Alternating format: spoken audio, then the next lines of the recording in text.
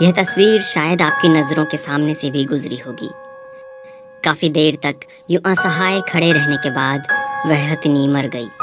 साथ ही उसके पेट में पल रहा अजन्मा बच्चा भी दुनिया में आने से पहले ही मर गया।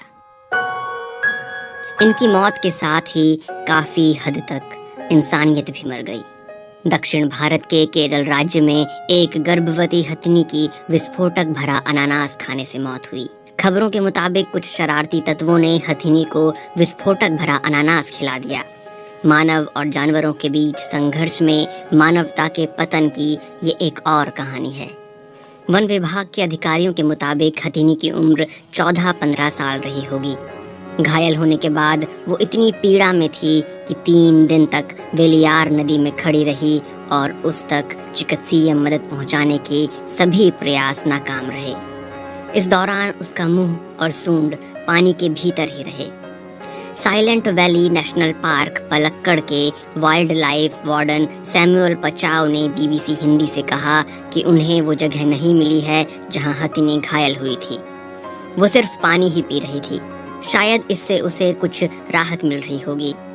उसके पूरे जबड़े को दोनों तरफ गंभीर चोट पहुंची थी। उसके दांत टूट गए थे।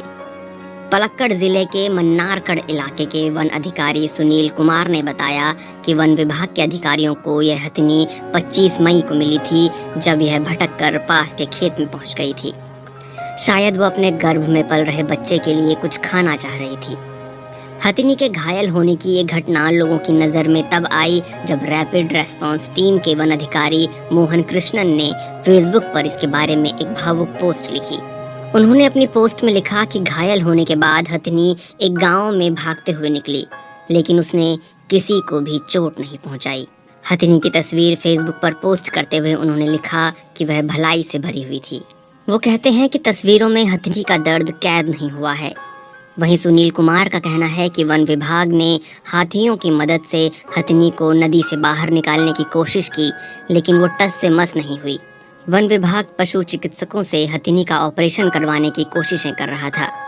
आखिरकार हथिनी ने 27 मई को नदी में खड़े खड़े ही दम तोड़ दिया। जब उसके शव को पोस्टमार्टम के लिए ले जाया गया तो पता चला कि वो गर्भवती थी। कृष्णा ने अपनी पोस्ट में लिखा है कि पोस्टमार्टम करने वाले डॉक्टर ने बताया कि वो अकेली नहीं थी। मैं डॉक्टर के दर्द को समझ सकता था, हालांकि उनका चेहरा मास्क से छुपा था। हमने वहीं चिता जलाकर उसका अंतिम संस्कार कर दिया। हमने उसके सामने सिर झुकाकर अपना अंतिम सम्मान प्रकट किया। वहीं सैमुअल पचाव का कहना है कि इस मामले में मुकदमा दर्ज कर लिया गया है और हथिनी की मौत के लिए जिम्मेदार लोगों की पहचान करने की कोशिश की जा रही है। नीलांबुर वन क्षेत्र में जानवरों और मनुष्य के बीच संघर्ष कोई नई बात नहीं है। ये वन क्षेत्र केरल के मल्लापुरम और पलक्कड़ जिलों के 4 वन क्षेत्रों से लगा हुआ है। पचाव कहते हैं कि पहले भी लोगों और जानवरों के बीच संघर्ष के मामले सामने आते रहे हैं, लेकिन ये पहली बार है जब किसी हाथी को इस तरह विस्फोटक से घायल किया गया हो।